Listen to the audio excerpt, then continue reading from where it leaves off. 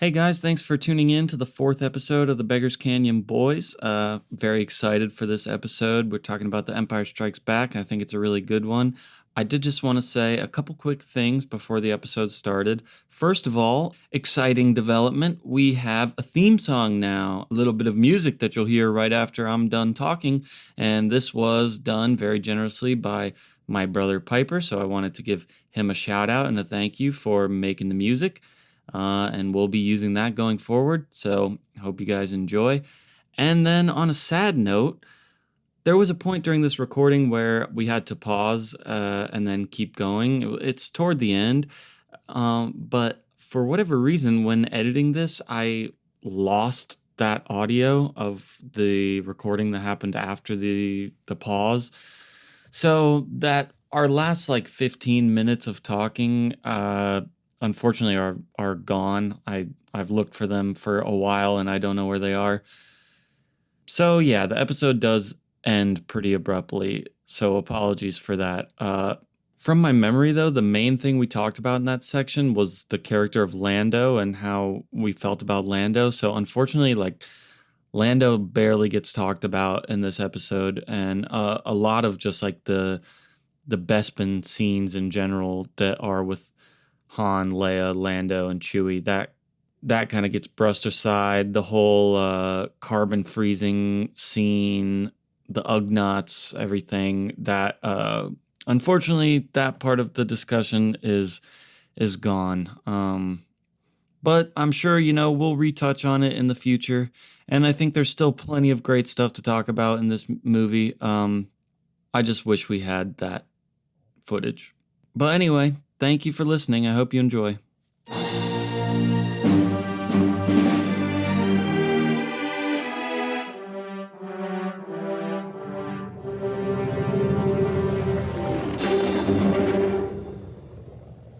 All right, welcome back. This is the big one, the long awaited 3 years we waited between the first movie and the second. And to really recreate the experience of being a real life Star Wars fan, I did make Ryan wait 3 real years before watching this movie. So Yeah.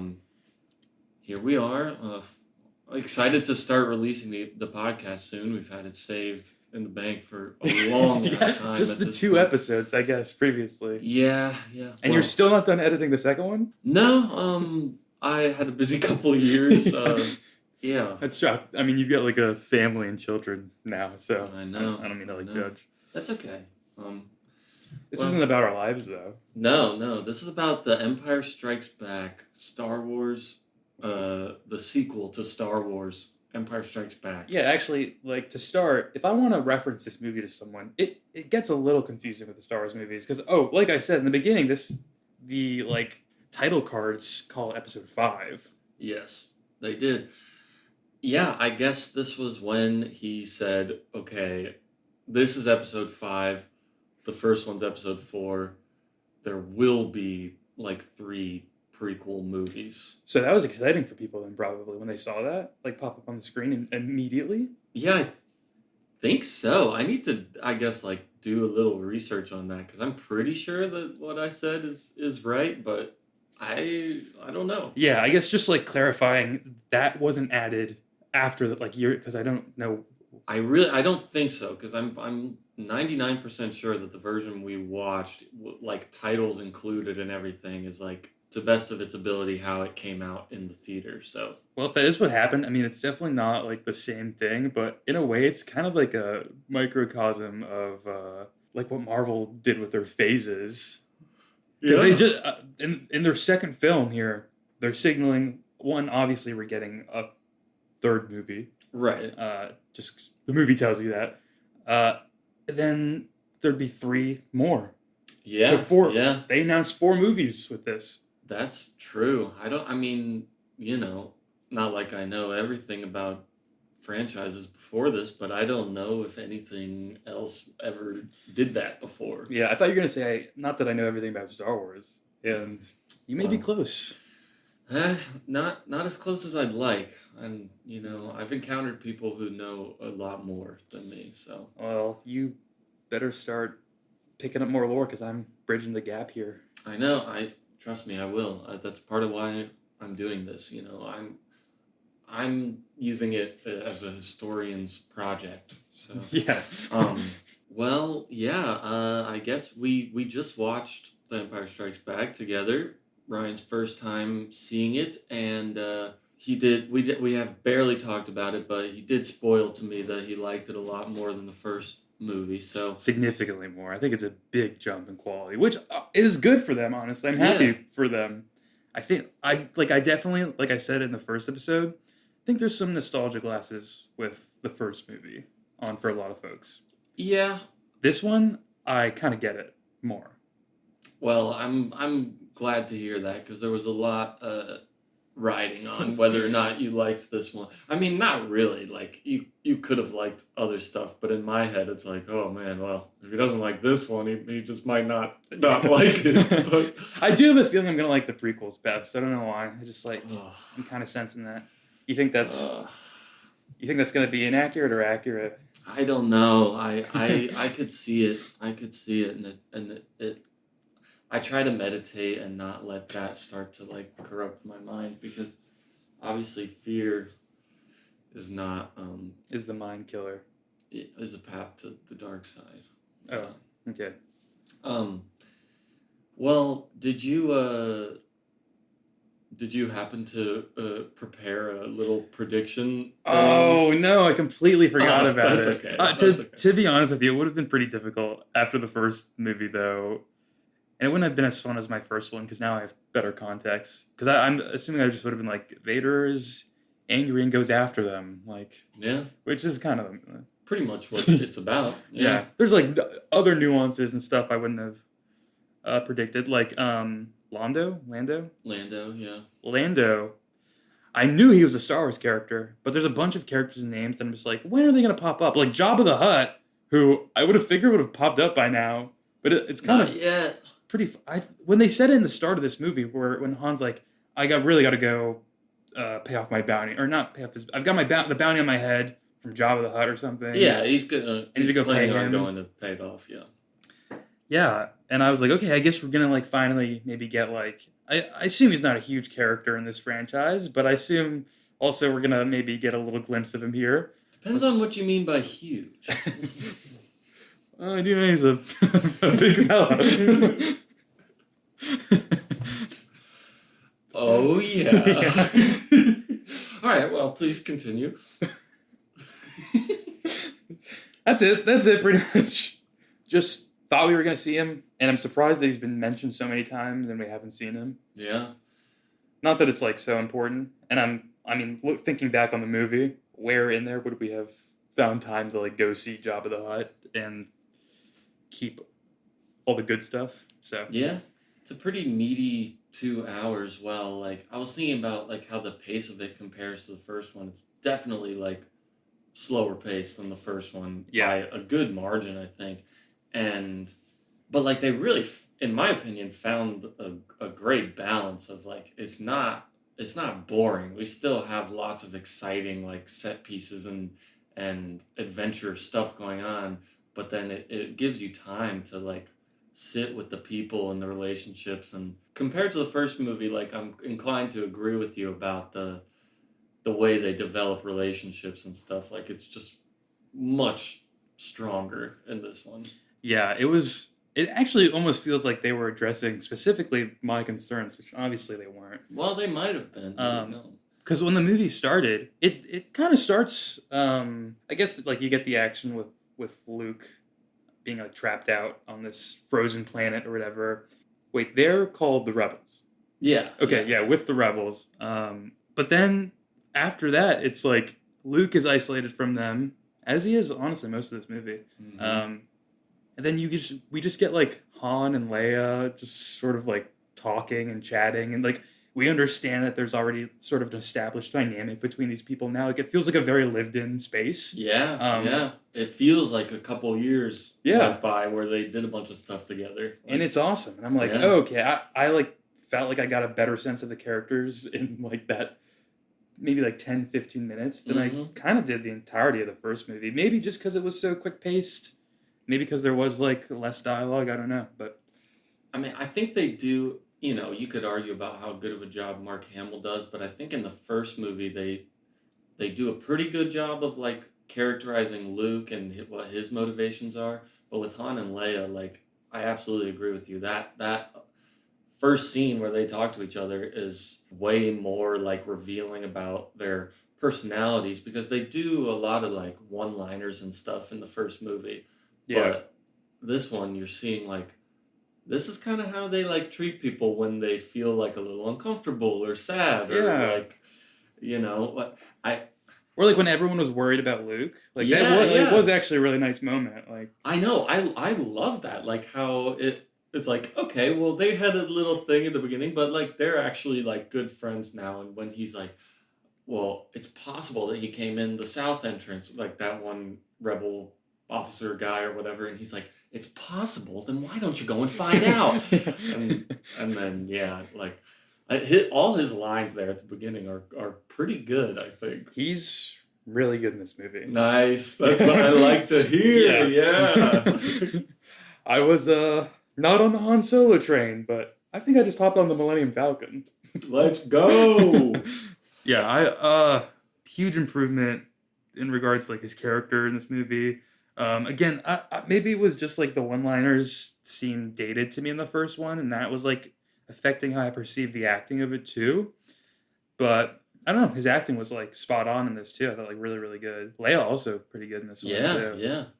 I think their charisma is super strong together, or if that's the word. Their like compatibility or Oh yeah, just like their interpersonal dynamics. I there's guess. some like movie word that I'm chemistry. That's what I was looking for. Yeah.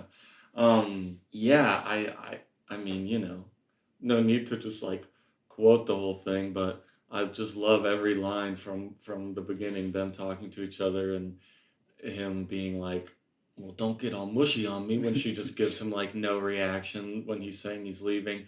But then it's like, "Oh, but you know, like she does actually care about him, but she's in front of all the military that she's supposed to be in charge of, so she can't like break down over some guy in front Mhm. of everybody." And then you know, it's pretty good. Yeah, no, I knew I would like this one as soon as all that stuff started happening because I was like, okay, there's some drama here. There's some like tension between characters. There's layers going on. Like Hmm. I was very into it.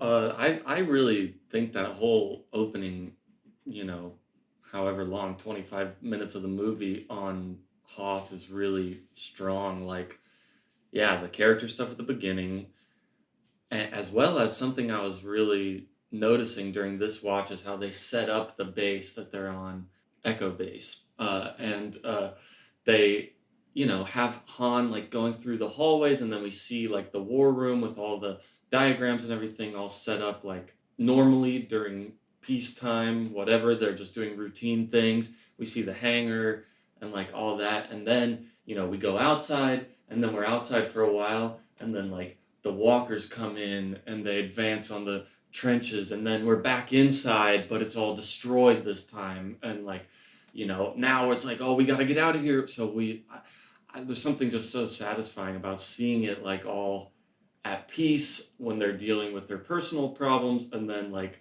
okay now we're in danger and we see it fall apart. No, I love that. It was yeah, like I said, yeah, they did such a good job with that like that bass. Would you say it was called bass what? Bass Echo Echo? base, Echo bass? yeah. Okay. Because yeah, it like I said, it already felt lived in from the get-go, but when those like when they do start getting attacked and everything and like and it's cutting back and forth, like you can really tell everyone seems like they're doing something real, like Yeah, legitimately. yeah. Uh and are worried about it. I think it's a really exciting like battle sequence, the whole assault on the base. It looks really good too, honestly. I was Oh pretty yeah. impressed by the way it holds up. I mean, the laser shots sometimes you're like, okay, it looks like older, but Yeah, but the walkers look great, I yeah. think. And um yeah, I mean just some of the new designs they introduced in this one are so good. The snow speeders, the little orange and white ships that the rebels have during that section. Oh yeah, yeah. I love like the way they move, like the flaps open up on the side to like tilt them diagonally and stuff. Like, oh boy, it just feels like real machines and stuff. Also, Vader's massive Star Destroyer that he has that's like a whole city, like 100 times the size of the Star Destroyers that we've seen in the first movie. Like, yeah, Star Wars definitely, like, I'm noticing a staple of the franchise. They love, like, the big spectacle, like, space mechanized type stuff. They also do a really, really good job of sort of like building what you said, making the vehicles and everything feel like they operate realistically. Like, it doesn't feel super. I mean, it's obviously super sci-fi, but it doesn't feel like this is powered by like some mystical sci-fi force or something. yeah, yeah.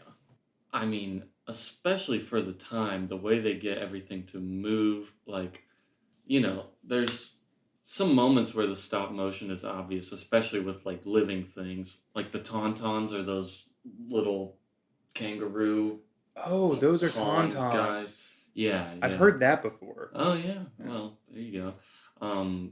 They look pretty good, but it's still like obviously stop motion. I feel like it's got that like clicky jerkiness to it. Yeah. But the walkers, like, that looks pretty real, I feel like. Yeah, is that another model that they just built and like how big is it is my question. Like, is it a small model or is it a larger model that they've Well, I think we'll watch like a little behind the scenes thing for next episode, but cool, okay. from my memory this is good for a podcast. They're like this big.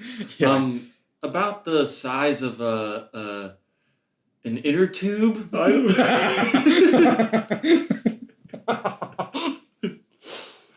Cool. Yeah. No, that's easy enough to like sort of imagine. Yeah, because they still have to have the little snow speeders next to it. Yeah, that's why I was wondering. I was like, the models must be larger for those too, since they like are so massive on the screen. Everyone looks like older and more mature. Yeah. Yeah. They all got big and famous from the first Star Wars movie, and things changed. Sad. Luke, the reason why they added the scene where he gets slashed across the face by the Wampa is the abominable snowman type guy. Yeah. It's because he got in a bad motorcycle accident.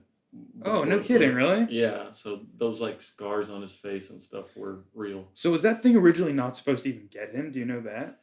Yeah, that's what I wonder about. I don't know the whole sequence because they had to have had him like using the Force on the lightsaber is like a big moment in that thing. So and Han going out to save him and stuff, like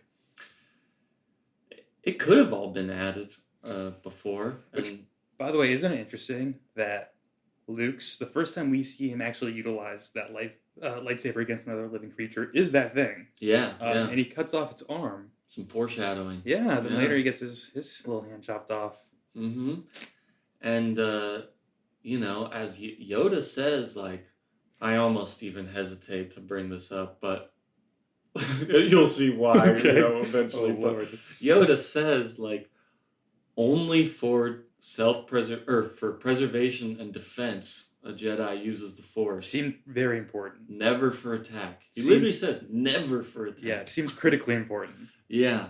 And somehow the clearest thing Yoda said. So I also, well, like there was some emphasis on it. Maybe they knew that it was like, okay, this one has to come through clearly. Yeah. But like, Luke's obviously not following that. Like he attacks a lot.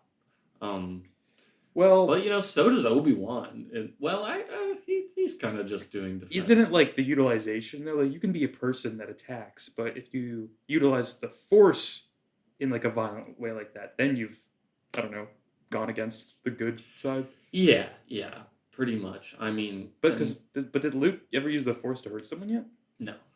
No. But he did do a big jump out of the carbon freezing chamber. So quick you could almost miss it too. Yeah. Just a little zip up to the top. Yeah. Trying to think of anything else in that opening sequence worth talking about, but there's a lot of like it becomes a pretty long action sequence. Yeah, actually, which is like just a good action sequence too. He loses his gunner. Mm-hmm. Dak. Yeah. Is there an action figure for Dak? Definitely. Yeah. Rogue. I also heard Rogue 2 mentioned, which I Yeah, assume, like, that's just what they're calling their pilots, right? Like Rogue 2, Rogue 3, Rogue 4, yeah, or yeah, they're. yeah. But I know Rogue One is like a Star Wars project. I don't know where it falls chronologically. Maybe one of the newer ones potentially, but It is one of the newer like Disney ones, yeah. so But when I saw that, I was like, oh, I wonder if this guy and like him being like the Rogue 2 thing inspired anyone to like pull from and then use in the future. Like, oh, what if we did something with like the pilots or something? I don't know. yeah, yeah. There's video games called Rogue Squadron and stuff. Sounds pretty fun. I know. Yeah, they're pretty good. I told you while we were watching, I was like, this is kind of making me want to play some type of Star Wars game. Oh yeah, some pilot simulation game. Yeah. Yeah, I want to fly around and shoot lasers. I mean, that's just like inherently fun. Oh yeah. I mean, there are a few. They're varying quality, but there are a lot of Star Wars games that do that, and some of them are really good. We should also definitely check out toys and other merchandise that came out after this movie specifically Yeah. because also during that action sequence, I was like, I totally get. Obviously, like Star Wars is successful and could be successful on the merits of like just the film and stuff on it, but I was like, I totally understand because I'm an adult and I'm like, I want to play with all this stuff Oh that I'm seeing yeah. on screen right now. Like, I want versions of this that I could just like laser and shoot and like smash into each other. So I kids know. must have gone crazy. Dude, seriously, I still have like I have a TIE fighter like toy in my room at my parents' house, and when I do go home and it's still on the shelf, like I fucking pick it up and Yeah. so the yeah, I fully agree with you. Like that, I mean, as a kid, I was particularly like the Legos because they have so many good Lego sets of all the vehicles and stuff. Yeah, I could see that. Um, and now I have in my room Legos of the probe droid, the droids that they shoot down to Hoth at the beginning, Yeah. the black thing with all the tentacles, which people would say they stole from a Mobius comic, the design for that. Hard to argue with. The Mobius comic came out first, and it looks pretty much exactly like that. Well, there's a lot of theft in this movie. Okay. Sandworm. Sure. That was a sandworm. Yeah, And there's already allegations against Star Wars for copying Dune. Just throwing that out there. you're right. I can't argue with that. No. But I knew about and saw Star Wars first, so it is kind of first in my mind. Fair enough. I guess I knew about Star Wars first, but I did see Dune first. True. Yeah, I have that, and I also have a diorama of Darth Vader's little chamber. What is that? Did they say what it is explicitly in the movie and I missed it? Or is it just like we're supposed to infer it's... I was like, maybe it's some healing type pod or something for his burns. They don't really say, but it's called in like toys and stuff his meditation chamber. So I guess it's just like a sensory deprivation tank or something. It looked sick. Yeah. And the way it closes, like... I love when people are going to be mad that I don't know which admiral it is. I think it's maybe Pyatt or something. Or maybe Veers, or I'm sorry, I can't remember. But when he goes up and he looks in the crack and you see the back of his head, like as the helmet's coming down. Mm-hmm. It's all fucked up and burnt and everything. Yeah. Pretty cool. Yeah, that's the first... I think I mentioned... I don't know if I mentioned this to you on the podcast or like if we were driving somewhere, but I had said before, I've never seen Vader without his helmet on, so I'm pretty interested to see what he looks like. That was the first little glimpse we got. Yeah. I do know he's like a burn victim somehow. That's the one thing I've been spoiled on. Well, I mean, you can tell from that shot we got that he's pretty effed up somehow. Yeah.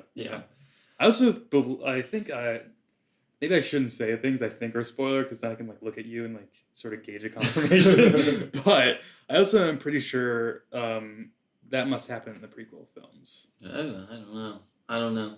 Okay. I don't remember. Your body language just gave away so much. You basically just told me that happens in the first prequel film. Yeah, you're right. Well, I'm sorry. I can't. You shouldn't have asked me because I can't keep my emotions in check. So when I talk about this stuff, I get it. So we got that opening sequence.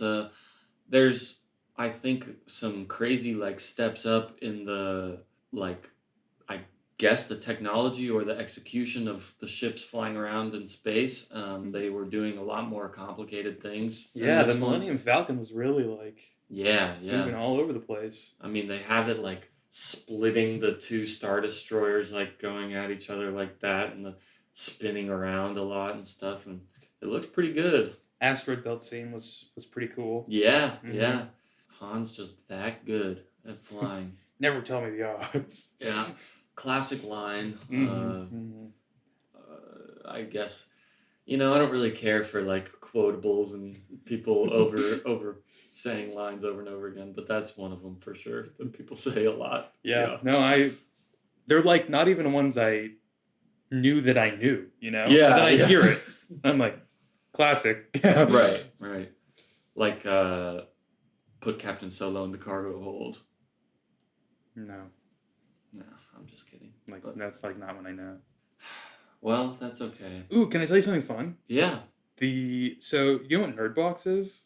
It's like a Loot Crate, an equivalent. Okay. Yeah. Something I used to get when I was like in high school. And because of that, when I like went to college and I had my mini fridge, I didn't even realize like what I was using, but I had an ice tray that was Han Solo.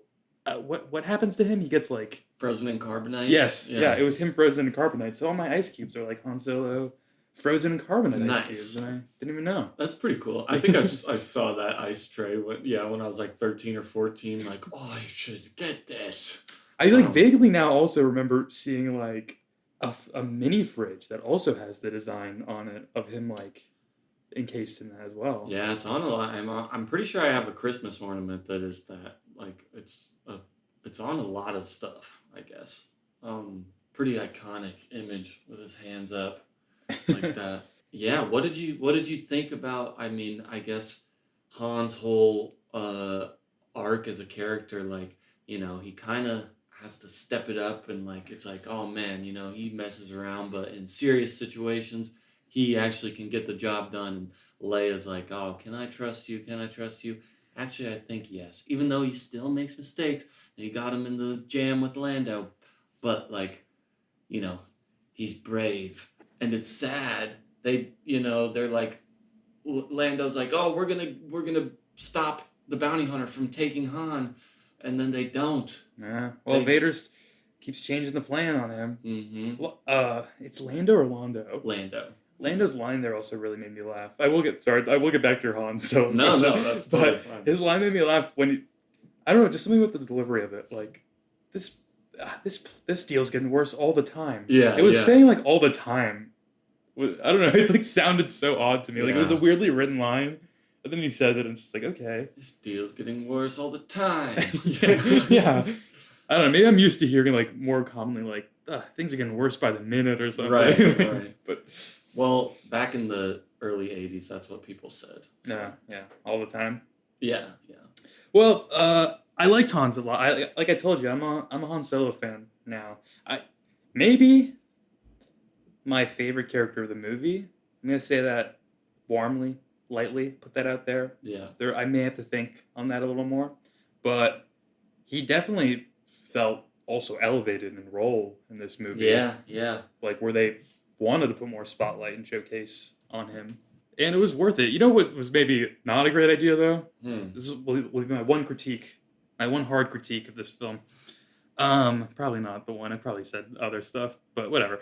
To have Luke be isolated, and then already having the knowledge from the first film that he occasionally has trouble with line readings and Yeah. the script, to isolate him alone with just like R2D2, I don't think it probably helped him as an actor for like And delivering Yoda. those lines. Probably Yes. hard to act against as well. Yes, that was going to be my second point. That Oh, Yoda okay, comes in as sorry. well, and then it's just these two like it's like a puppet in a trash can that he has to act with, which I like must be hard. Yeah, yeah.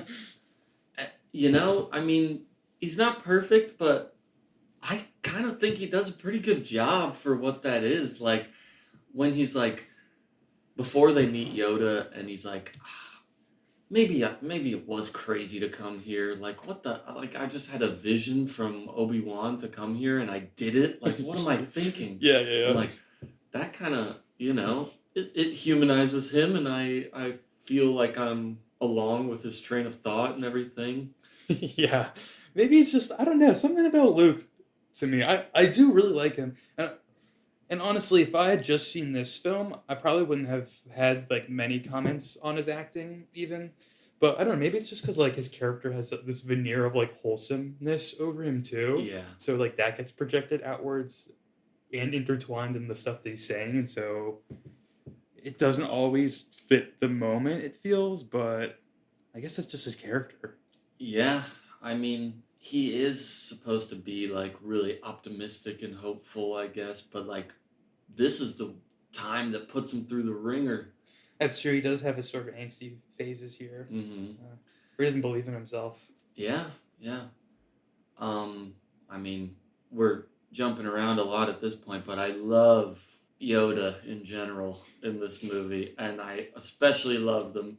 I mean, it's pretty iconic, so it's not like I love this movie and or this part of this movie and nobody else has recognized this. But when he lifts the X-wing out of the swamp and the music swells and it's the Yoda's theme from John Williams and pulls it over and then because it's right after Luke is like, well, it's too big. Like, no way I could move that. Like, and then Yoda's like, no, there's no difference between that and the rocks that you were moving. Like, Yeah. the size of it doesn't matter. It's only that you perceive it to be more difficult because it's like heavier or whatever. That has nothing to do with it. Like, Yeah, Yoda's great. nice. I was taken aback by his initial appearance, Mm-hmm. even with the expectation that Yoda is a weird little green guy. Yeah, He like was- you already know what he looks like, Yeah. right? Yeah. He was pretty crazy in the beginning. Yeah, he is. But I guess he was. It's hard to exactly like remember from that moment because Yoda is pretty hard to understand sometimes. Mhm. But I guess he was saying he pulled that little like ruse where he's going through all Luke's stuff, throwing stuff around, being like, "Yeah, I'll take you to Yoda. I'll take you to Yoda," Yeah. to like gauge out his patience to see how well fit he is Mm-hmm. to be a trainee of the Force. Yeah, like how dedicated he is or how he reacted to somebody like messing with him in that way. It makes Yoda seem wild at first, though. Yeah, which it does. is pretty fun, I guess. But I mean, I can kind of, but like he is putting that on Yeah, for Luke. It's not really like that, but at the same time, it's like, well, apparently he's been just living alone on this swamp world for who knows how long, Yeah. like fully isolated, and yeah. Are we gonna get Yoda backstory as well? yeah, Oh no! In this original trilogy or elsewhere? elsewhere. Okay, all right. But I assume we will learn a little bit more about him in the next one. Yeah. Okay. Yeah, I don't want to say too much, but he's around. Yeah. Yeah. Well, it's interesting to me because when I think of Yoda, I imagine him with maybe his green lightsaber, and I don't think he used the lightsaber at all in this film. So No. I know he's getting actionized later. I'm gonna stay quiet about that Okay. for now. Okay. Interesting. One of my most like fan feelings, so I'll just have to put it to rest right It now. revolves around a Yoda thing. Yeah. Okay. Yeah. All right. Well, yeah, we can move on from it, but pretty interesting. But I mean, because if you've seen like images of Yoda on like a Lego box or a birthday cake or whatever, yeah, he's got the green lightsaber and stuff. I've also always seen him like that, like on Lego or on a birthday cake or stuff, or like on toys. And so he's always like, the insane like super polishing they do to characters when they put them on like toy boxes and stuff, like, yeah. or even movie posters. Like you'll see an actor and they'll look nothing like how they actually look on film. That's what like seeing the real Yoda. Yeah, Kind of felt like the equivalent of like when I first got glasses and I put them on and I was like, oh, I can see like all the details of things now. And Yoda's just like this hairy little green thing. Yeah, like, he's got like a thing. mustache and stuff. Yeah. And like grandpa hair. Yeah. Yeah, so I got like the yassified version or of Yoda. Then like this would be like, yeah, this was the swamp version of Yoda. Unfiltered Yoda. Yeah. No makeup. Yeah. He, yeah, and I like that. I mean, obviously it's intentional, but I like how we should watch I guess the trailer when this came out to find out this Oh, information, dude, but we need to be doing that. Watching the trailers before the movies as well. yeah, yeah. But part of me is like, oh, but will it spoil some cool images from the movie for you? But if we are trying to do the authentic experience, people would have seen the trailers. I was gonna say, I feel like if we get the original trailers, Yes, if we can find that actually played like before movies, that would be good. Because I assume they wouldn't really spoil anything huge in those. Maybe you can vet them. Yeah, there's one thing. Yeah, you probably already know anyway, so never mind. But the Yoda thing specifically, I would like to know about how they present that in the trailer. Like, if people knew that was Yoda before the movie came out. Oh, Because interesting. Yeah. I don't know.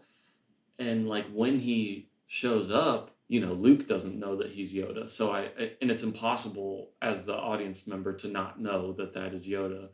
But like I wonder if when people were watching it the first time, unless you're like a super fan who was like reading up on rumors and getting things spoiled for you, I wonder if people knew that was Yoda or they thought that it was some like crazy guy who was going to somehow take him to Yoda. Because the only other Jedi we've seen is Obi-Wan. So I guess, we're just assuming that all Jedis are like these regal human knights, and Yoda's like this crazy little guy. That is interesting. And I wonder, now I'm curious, like, because that does feel intentional.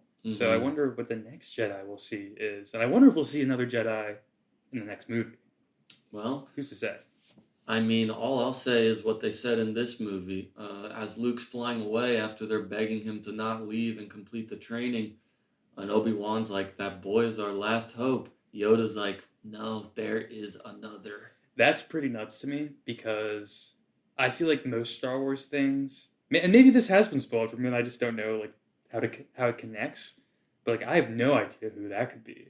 Yeah, I won't say anything, but you probably do know if you thought about it or whatever. It doesn't matter.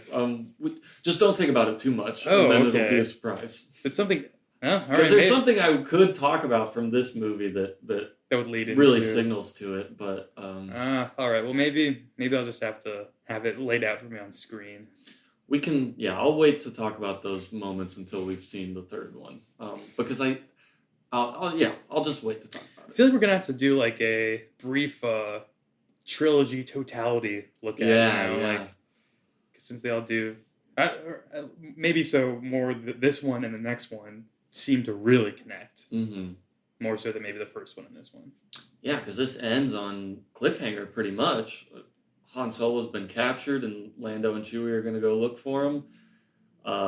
Luke just got wrecked. Yeah, absolutely destroyed by Darth Vader, and he's coolest Star Wars fight we've seen so far. Honestly, holy shit, it's good. Oh my god, my favorite. Yeah.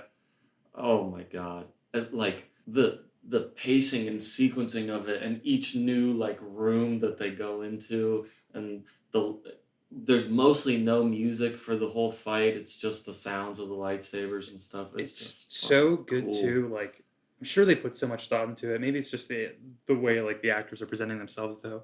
But like watching Vader specifically, thinking about it is so you can really tell just from the way that guy's moving. Like, oh, this is when Vader is sort of just like gauging out what Luke can do versus like this is when Vader is like a little over it, Yeah, and that's all just visually communicated. Like, he doesn't say anything like, "All right, now I'm angry" or whatever. Like, at first he's just blocking and he's just standing there. And he's waiting. Yeah, he's waiting for shots. Yeah. He's like, because he's not trying to kill him. He's trying to capture him and get him to join them. And he's still seeing like, will you be like someone I'd want to train or something? Is it bad that I want it? No. I really wanted him to go with Vader. I've seen fans, like interviews of fans at the time saying that as well. So. It's probably just because it like rings a little sad. Yeah. Just because it feels like a broken father-son like relationship. And like, I don't know Vader's backstory yet. I assume I will at some point, but I don't know. I feel bad for him for some reason. I feel like I don't know. They've done this movie did a really good job of making me more invested in Vader as a Yeah, character who I yeah. already liked. That's what I'm saying, dude. Like it's so subtle, but they just that shot we were talking about earlier that you see his fucked up skin, Yeah. but before the helmet's coming on, like that already humanizes him like crazy. You're like, oh shit, like something bad happened to him, and then you also see him answer the call from the Emperor. Introduction of Emperor Palpatine to the franchise, by the way, first time we see him, and it's like, oh, okay, like. First of all, he's not even the most powerful guy here. Yoda and Obi-Wan say stuff about like how he was like lost and got corrupted, and it's like, oh, and anger man. Talks about the anger of it too. Yeah. It's like, man, so he's kind of just like gotten fucked up somehow and trapped in this machine of the Empire that he can't really escape from. Like this is just where he is now. Like he's gone too far. If he was a little less I guess just quick to kill anyone. Yeah. And like I guess it's part of it, but like prone to that anger and like immediate rage, I'd be way more like on the Vader train. Not obviously not like further side, but like as a character. Yeah. I mean, I'm excited to watch the third one now too. Is there like hefty Vader stuff in that one as well? Yeah. I mean, I think that aspect of it in particular does just get stronger each movie in the 3 movies. Ooh, okay. Yeah, this is my favorite of all the movies altogether, but that specific component of it I really like in the 3rd movie. So, yeah, that's all I'll say about that for now. But yeah, I'm glad that you liked it. He's funny too. When he kills you better get Nita, this right. Captain Nita. There you go. Apology accepted, Yeah. Captain Nita. Yeah, man.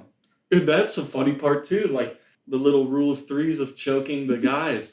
And like, you know, he does it the first time on the screen, which also is like, oh shit, he can do that and not even be in the fucking same room. Dude, I thought like, that was nuts too, and I meant to ask you about it at the time, but I was into the movie.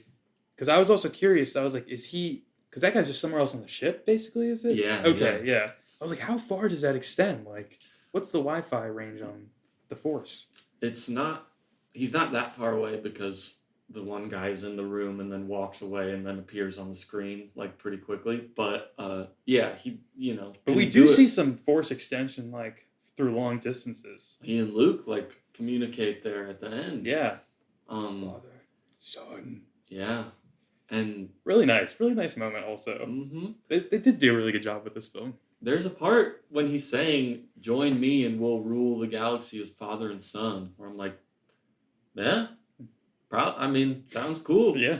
And I do want to know more about like what their ruled galaxy looks like, what the galaxy looks like under their. Mm-hmm. It made me very curious if there's any type of Star Wars stories that are like the equivalent of like a what if.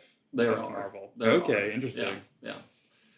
I was thinking about that too, and there are, and some of them are pretty interesting, pretty fun if you're into that kind of stuff. I just like, I'm sure a lot of this is foundation for later movies and stuff that's built on, but just seems like a couple small changes could really change some major outcomes. Mm-hmm. And I mean, at the end of this movie, like. I guess obviously you're assuming like, oh, well, it's still Hollywood movies. Like the good guys are probably going to win in the end. But like at the end of this one, Luke could go to the dark side. I mean, because he's like lying in the bed like, why did you lie, Ben? And he's like, I can't even trust these freaking Jedi guys because they lie to me and they keep me from trying to save my friends and they ask me to make pragmatic decisions, to be willing to sacrifice relationships for a cause and things like that. They do look a little bad when you paint it like that. I'm curious why Obi-Wan did not tell Luke. I assume there had to be some reason. But I was trying to think in my head, I was like, I can't think of a good one that's like from an emotional perspective. So I wonder if it's a plot or lore thing. Well, yeah, they do get into that a little bit. So it'll be interesting. Yeah. I'll leave it for now. But Yeah, no, sorry. There's so many things I like bring up that no. we can't further I'm discuss sorry. at this point. I know. I'm realizing like this one is really dependent on the next one because of how it leaves a lot of things unanswered in this one. The first one's pretty like self-contained. Yeah. Um, I will say though, I did that moment felt pretty important for Luke's character and for Star Wars maybe in total. Like when he has to make that decision whether to stay with the training or to go out and actually help his friends prevent this potential future of pain or whatnot. Right. Obi-Wan is there telling him don't go. Yoda's saying don't go. Literally, Yoda didn't want to train him because he was like, you won't. Like, are you going to commit to this? Like, I don't believe you're going to like follow through all the way and that you're ready to do this. Yeah. Yeah. And then he was right. Yeah, he's right. Oh, man. It's fucking good. It is like, good, yeah. And like, even in the viewer perspective, like, I was honestly not sure what was going to happen because I don't know. I trust, like, Obi-Wan Kenobi and Yoda so much because, like, from their Obi-Wan's previous role, and then just like what I know about Yoda, in my head, he's like a very noble character, like Jedi master, whatever, very, very important. So it's like these two really, really high status characters, and that we've been like on their side. They're both like yelling at him at the same time, like stay, do not go. If you go, you will destroy everything. Like they literally say, like, you might be able to save your friends if you go, but also maybe not. And we also don't even know that they're going to die if you don't go. Like, yes, they're in trouble, but also, like, you could probably trust them to figure it out themselves. And I forget exactly the exchange, but, like, Luke is basically like, yeah, but, like, they're my friends and they're going to die. Yeah. Like, I'm just supposed to accept that? And Yoda's like, yeah, I mean, if you for believe this cause. in their cause, Yeah. And it's like, man, these are like tough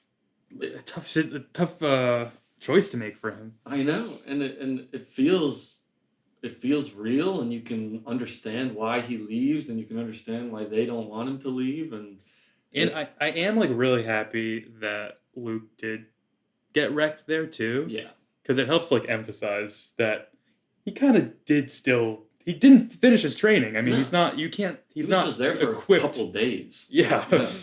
Oh, I mean, I guess to get back to what we were saying before about the fight itself between him and Vader, like, yeah, he's like toying with him and playing around, but then like the moment where he starts pulling stuff off the walls to like hit him and everything, and then they smash the big glass window and the vacuum seal of the window, and then Luke flies out onto the bridge.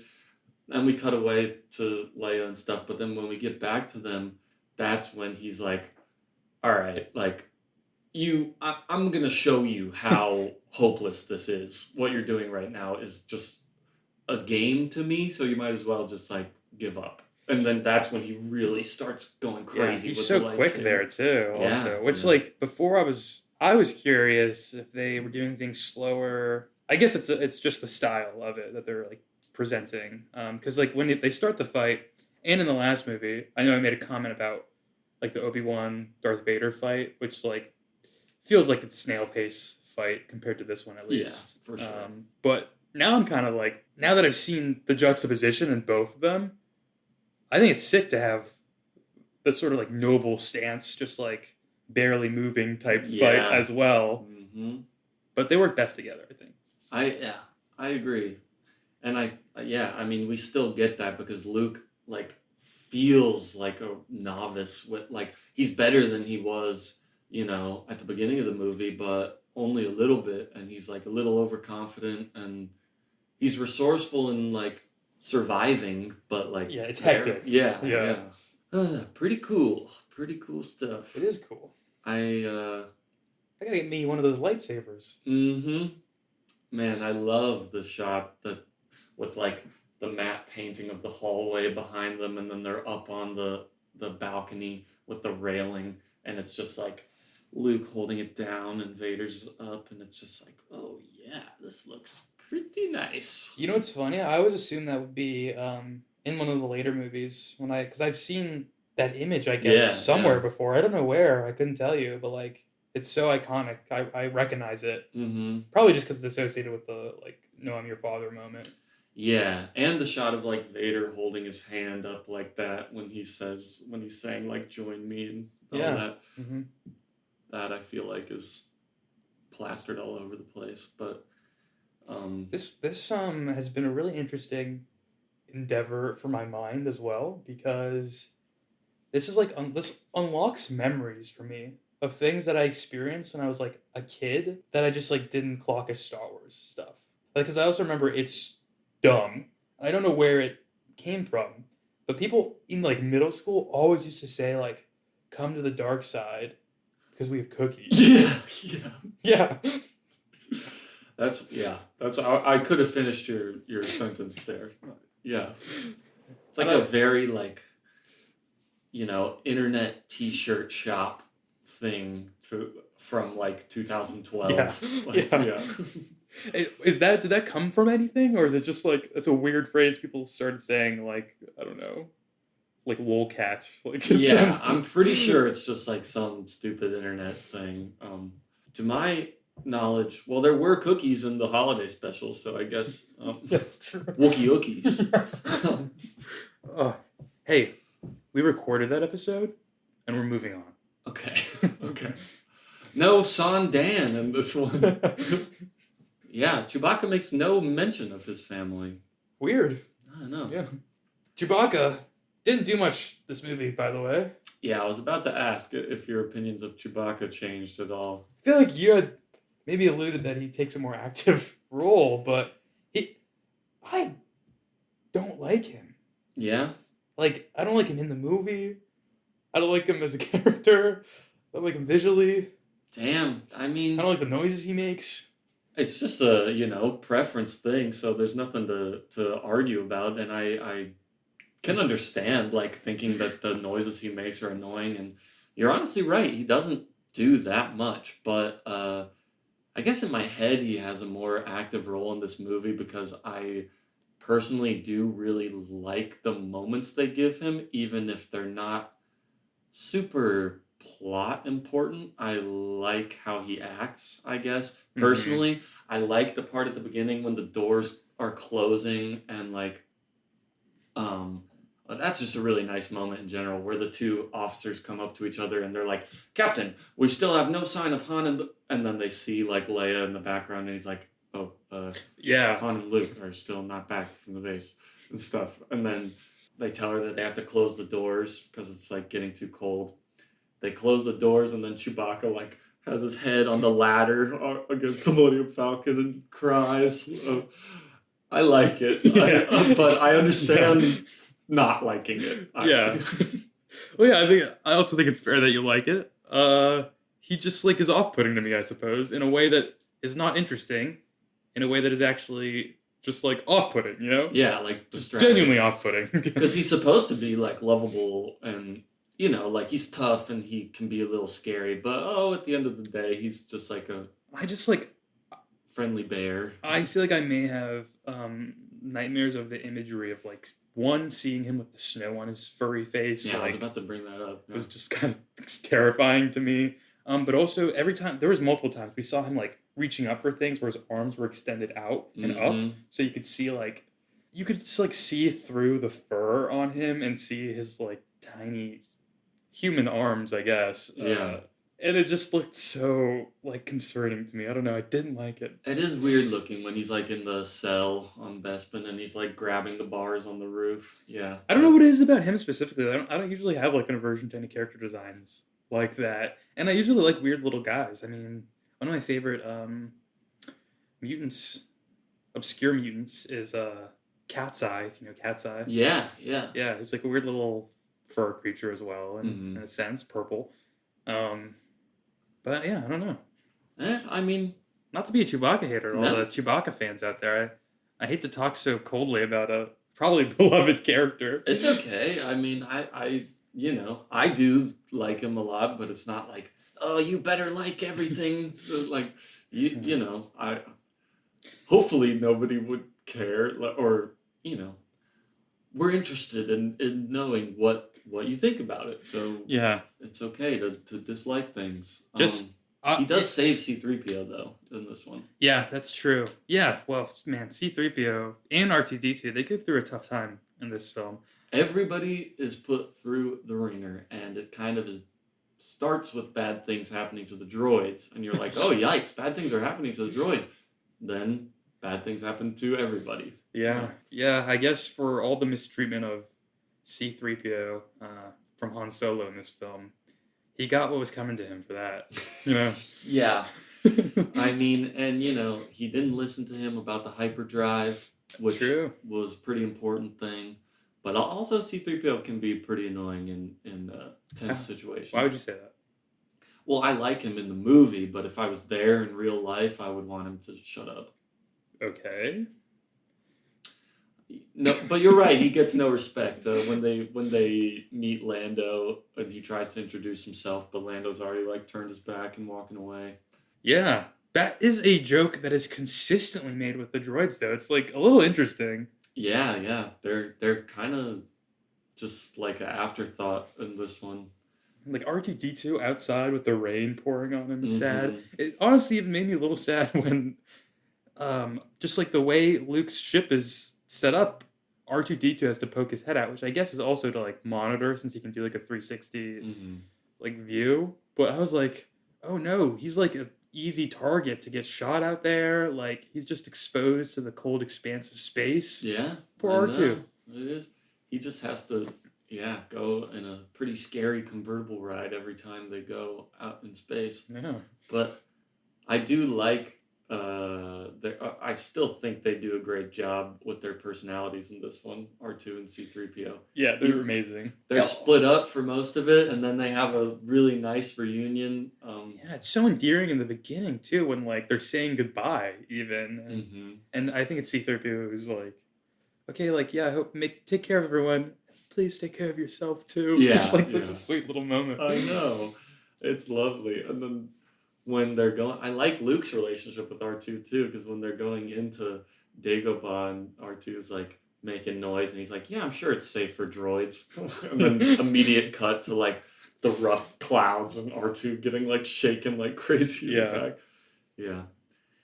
Yeah, I mean, and he gets submerged in the swamp water immediately. It's dirty half the movie. It's thrown into the bushes upside down. Surprised, I'm sure it exists, but I'm surprised I've never seen a R2-D2 dirty variant toy. Yeah, it has to exist though, right? I think so. Yeah.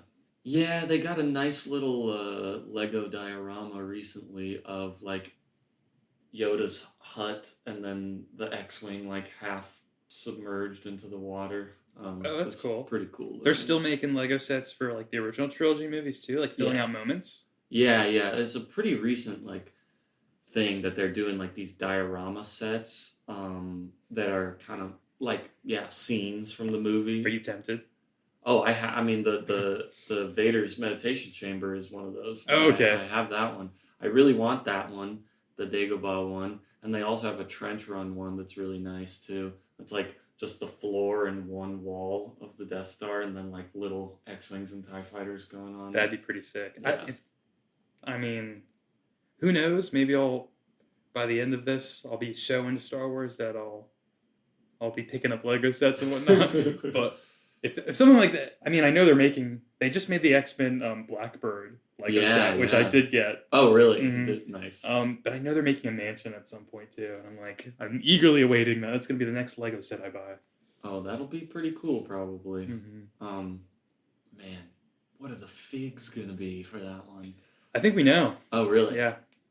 I need to look it up. Yeah, there's a whole forum. This is off topic, but dedicated to Lego leaks. That oh yeah, it was a rabbit hole I went down when I was just looking for this one piece of information. It's just everyone pulling stuff from Walmart and stocking distributors and stuff. Okay, we've got this code. We line it up with this. We can see that we're getting a duplicate minifigure. It's okay. Wow, that's wild. Because I was also curious about the minifigures. Yeah, I mean that's who are they gonna have? That's a big thing. I'll have to look that up.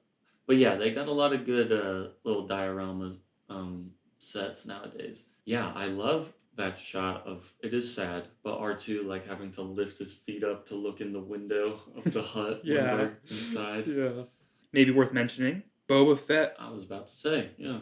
This is his first film. I guess he's not in the first movie. No. I'm getting mixed up because I saw him in the cartoon. Yes, yeah. But so this is the first time we've seen like a real actor as Boba Fett. Yes. I don't have too many thoughts on him. He was in it pretty briefly, but I assume he'll maybe have another role in the next one. Yeah, I don't know. I do. Yeah, I mean, people often talk about like how it's kind of crazy, disproportionate how much people love Boba Fett to like how few lines and screen time he has in this movie. Yeah. Wait, did people love him after this movie? Yeah. Oh, I don't understand that at all. Just the design, I think. He was in it though for a very, very short amount of time. Yeah. Like really you would almost miss it. Yeah, I know. I mean, he has like 3 lines. They're quick. He's just another. I mean, he's in it more than the other bounty hunters are, but like, he's just another guy in that lineup that Darth Vader hires or whatever. But yeah, I guess he was like already looking for Han Solo, and it just happened to work out that like Darth Vader was also like, hey, go find the Millennium Falcon. He's like, sweet, I can maybe like double dip and get 2 bounties at the same time. Because, Vader's trying to get Luke, obviously. What? Well, no, I know. But they do a good job of establishing that he's kind of like obsessed with it, even to a self-destructive degree. Like the generals come up and they're like, we've lost all these manned fighters going into the asteroid field. And he's like, I don't care. Send more. All available fighters. I get it though. It's his son first and foremost, but then also he's got that Force, Yeah. Also, okay, question about the Force. Is everyone capable of utilizing the Force to some capacity, or is it just like you get it through, I don't know, hereditary stuff, or?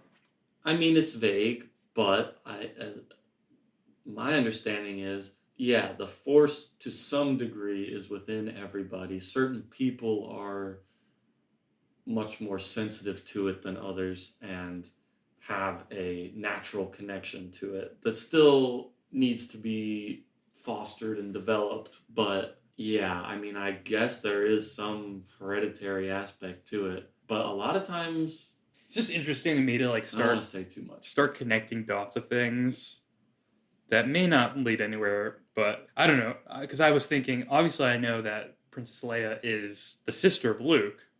Yeah. I didn't really... I knew that, but I didn't connect that. That also may mean that Vader is... I don't know if Vader is her father, too. But, so I was like, wait, is it possible that Leia can use the Force a little bit, too? Like, does she have any Force abilities? But... all I'll say is, there was that moment at the very end.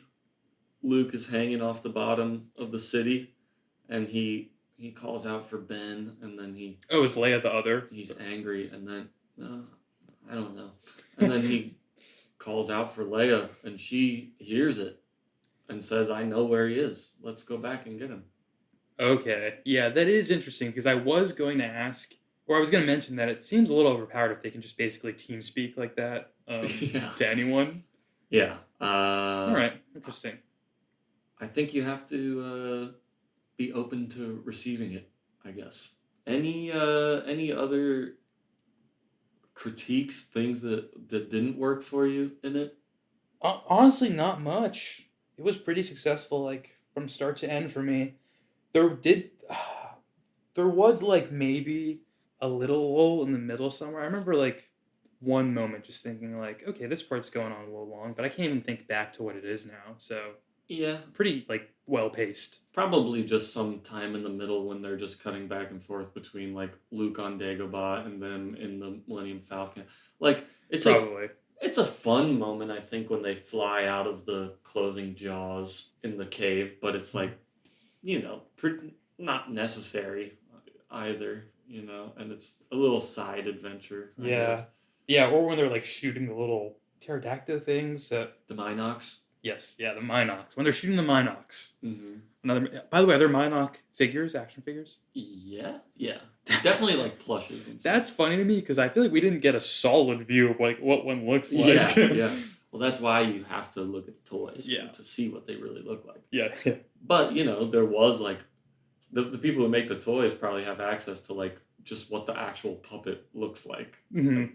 without it being obscured by the movie. Well, I almost thought for a moment it may have just been like wings. Yeah, That were just like flapping around. I had that little like suction cup thing on it. It like sucks its mouth to the windshield of the Millennium Falcon. Oh, that was its mouth. Yeah. Oh, okay, interesting. I was making me think of something. Oh yeah.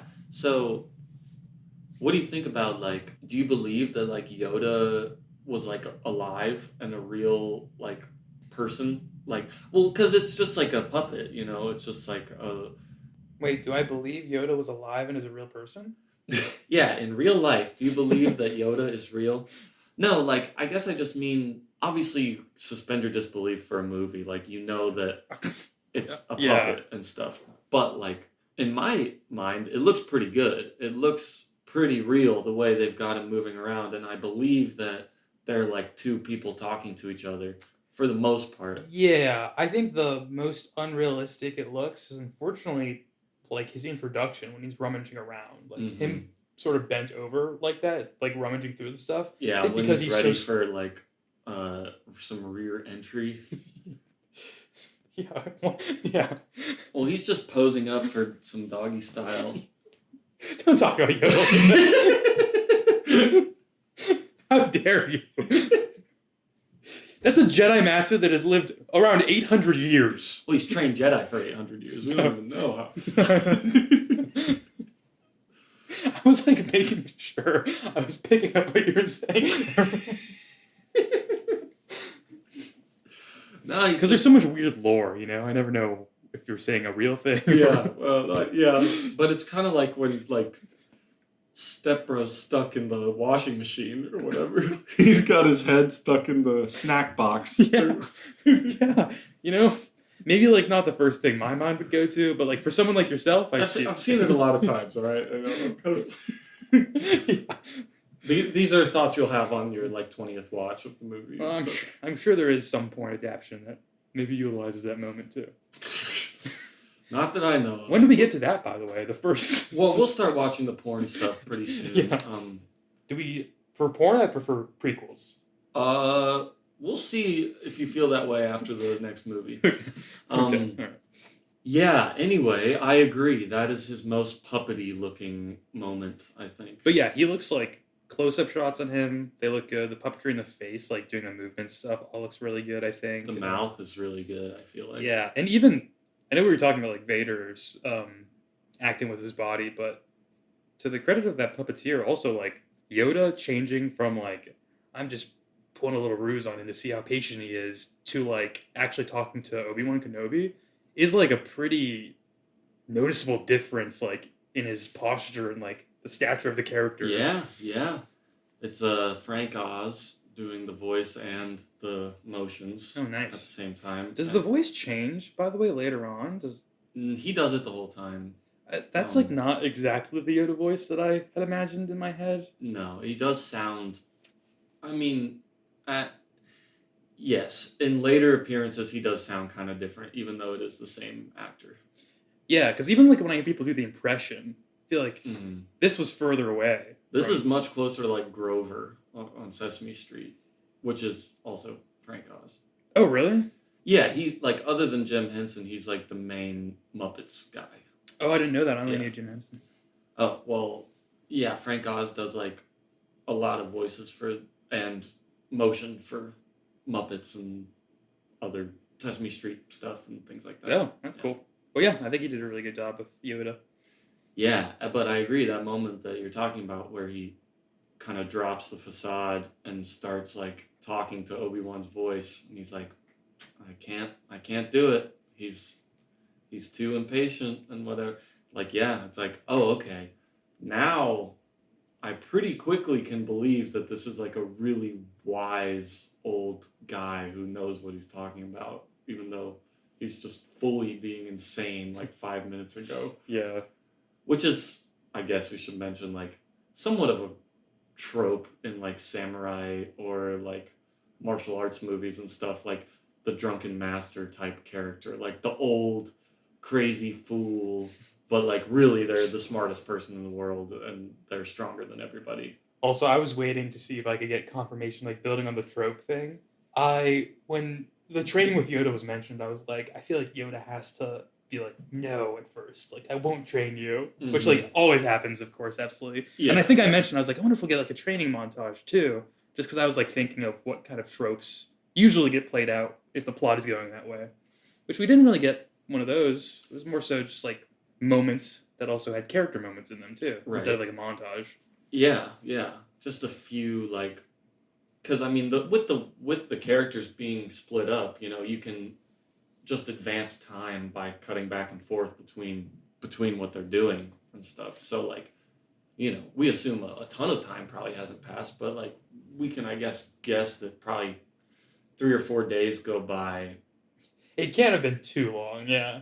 No, especially if you're keeping up with like Han and Leia as part of it. Like most of that stuff seems to be real time, other than a few like maybe hours of trying to fix the hyperdrive and stuff like that. But yeah, I guess it's hard. Maybe I missed something, but I have trouble gauging like their space travel too and how fast they're actually going. Like I know they say like, oh, like we are warping over here or over there, but I never know like is it far to get to these places in like regards to time? Like yeah, I mean it depends. I think like yeah, to get far places you got to use hyperspeed, which was like broken on the Falcon the whole time. But is there ever a point in Star Wars where they're like, hey, we need to go somewhere and it's actually going to take us like a week? I don't know about that. I mean, there's times where they're like in hyperspace for a while, and it seems like oh they've probably been here for at least several hours. I don't know if they ever like exactly pin it down, but I'm sure somebody could tell you how fast. I mean, it's not an important thing or a thing they need to do. Just like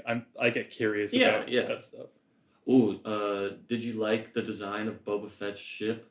I can't remember it.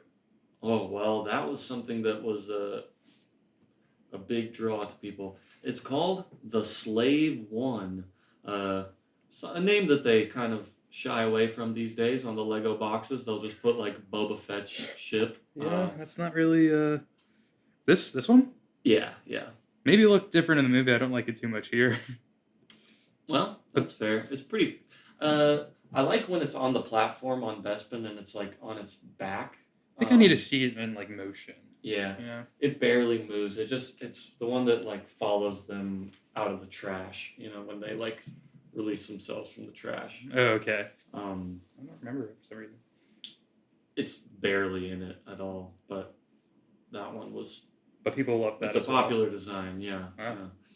That's surprising. It's like very surprising to me to hear like some of the things that became like fan talked about moments or stuff like that. Like I know in the first one we talked about Han Solo, like who shot first, like because I knew about that debate and everything. Then it seemed like such a small thing, and then like Boba Fett also seems like even a smaller thing, but has so many fans. Yeah, I think people just really like how he looks. Like he does have a cool like rustic look to him. Yeah, his costume's like a little dirty and banged up. And I mean, his helmet and his armor is really cool looking, I think. And the jetpack looks fucking sweet, too. He reminds me of Halo Reach every time I see him because his, like, the way his, like, armor is just sort of built out and not necessarily matching, almost like modular-esque looking, I guess. Yeah. And the jetpack just makes me think of, like, how you could design your Spartans in that game and have the jetpack. Yeah, I fully see that. They do have that one helmet that has like the straight across and down design going on. I used to rock it. Yeah, probably inspired by this, if I had to guess. Yeah, maybe. And apparently that Boba Fett design is from an early concept art of Darth Vader. Like his helmet looked like that in early black drawings. I don't even know. I think it was still just like pencil sketches and stuff. So. I could see that looking pretty cool too, though, honestly, like that. Yeah. Trying to think about any other big things from, I mean, the music is pretty rocking throughout, I think. We've got great cues, and the Imperial March is the big popular new song, but also Yoda's theme is really strong. Imperial March, when it came on, I was like, oh yeah, I know.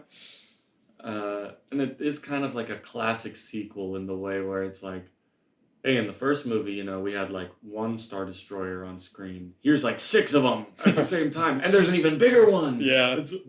but it's cool enough that it doesn't feel like cheap, and it also feels realistic to the world too because they have like a massive fleet of Yeah. ships and stuff. And I think like the more you invest in character stuff and relationship, like they did in this movie, like the less potential for that to feel cheap, even regardless.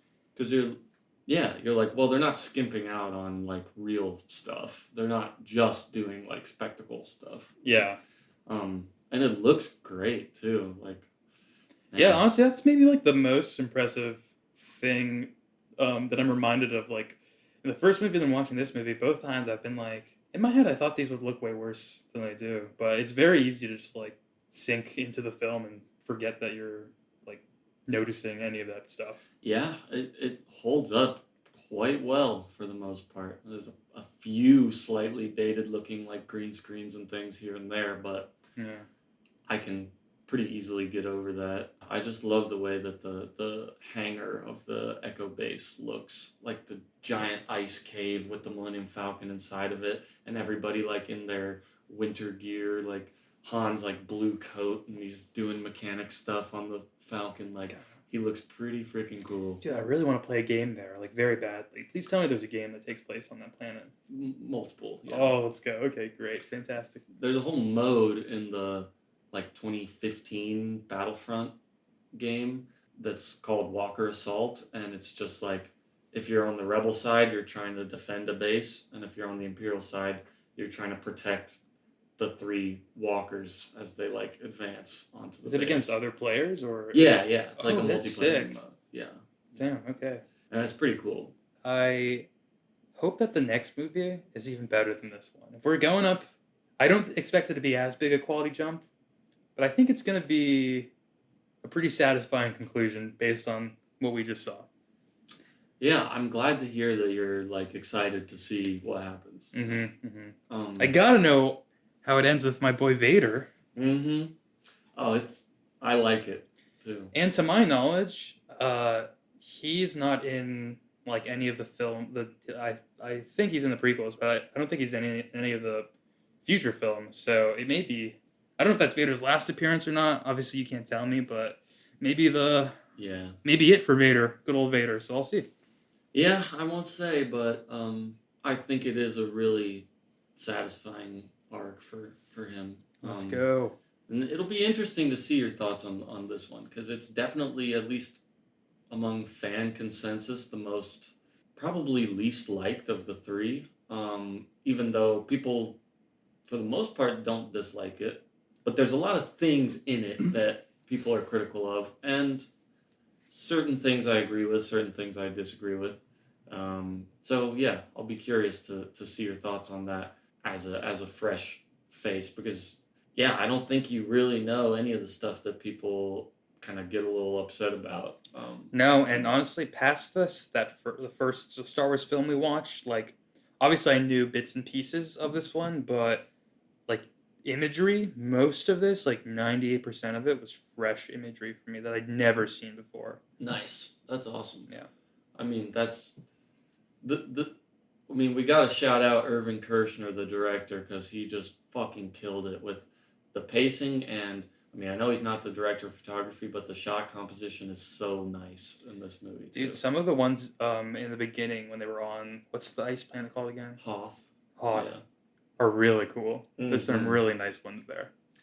I love the way Dagobah looks too, the swamp planet. Okay, like some shots of like Luke walking behind the trees, and they're kind of framed in like those spidery tree roots, and then the X-wing like half submerged in the lake. Oh, it looks really nice, and it's so like dreary, but it makes like the colors that are there really pop out, and man, it's just beautiful looking, the whole thing. Yeah, wow. They'd again like killed it with the sets for this film. Yeah, that's another pretty impressive aspect. Like all the set work that they've done in both these. And this one, like I think it holds up pretty good in the first movie, but this one just looks like so real. Yeah.